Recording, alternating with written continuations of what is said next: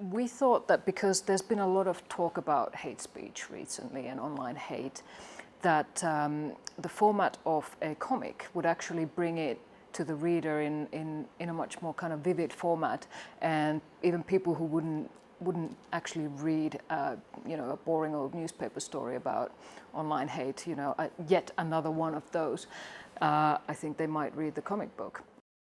So the reason why this book is mainly about women is because women are targeted a lot more than men, and also because the online violence and the online hate, the threats that women receive online are much more disturbing than men get. So they are there's a lot of threats of sexual violence, of murder, things like that, and a lot of talk that is to do with the target's identity. So that goes really deeply into you, and it's much more difficult to deal with than the typical messages that men might get, which is usually about their profession or what they have actually written about. For women, it's completely irrelevant what they've actually written about. It's just that they are women that they receive this.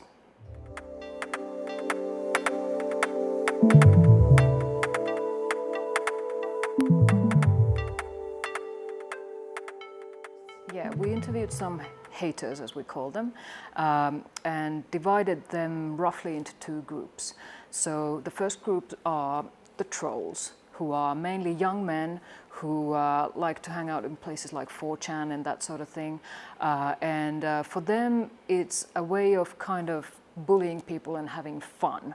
And sometimes they have an ideology behind that, but sometimes not, and it's pretty hard to tell. And these people are always anonymous. But then there's another group who are older people, mostly men, but there are women as well, who don't seem to understand that this might be illegal, what they're doing. Like if you send a death threat to somebody, you might actually be sentenced for that. And they seem to be also victims in the sense that they have actually been coerced into doing this, in the sense that they've been, discussing things on perhaps a racist discussion forum, and this has led them to think that actually this kind of language is normal, and I'm allowed to say these things, even though they are against the law, but they might not know that. So these people quite often actually send these threatening messages with their own profile on Facebook.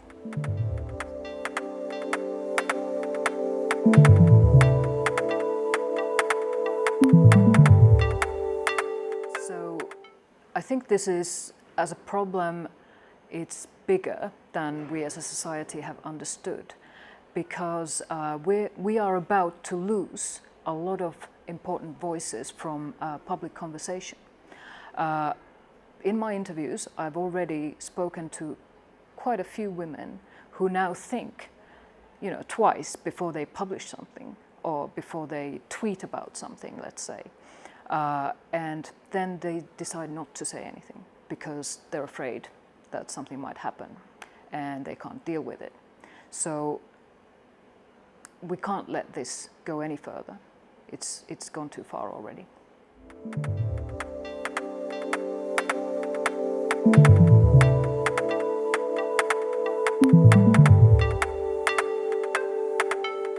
Well, first of all, the employer absolutely needs to stand behind the journalist. So I've heard of cases where, for instance, the employer has been doubting the journalist and saying, like, what have you done actually to deserve this? And is this true what they're saying about you? And that sort of thing. Like when the attackers are saying slanderous things about the journalist, actually his or her colleagues might be reading these things and might actually be believing parts of those. So things need to be discussed in the newsroom, and the person needs to be really supported. Also, I think the person should be asked if they need help from the work healthcare, perhaps. They might need a few days off, they might need a therapist, that sort of thing, because this kind of, if an ongoing attack lasts for a long time and is particularly violent, it can result into post-traumatic stress disorder and those sorts of consequences. The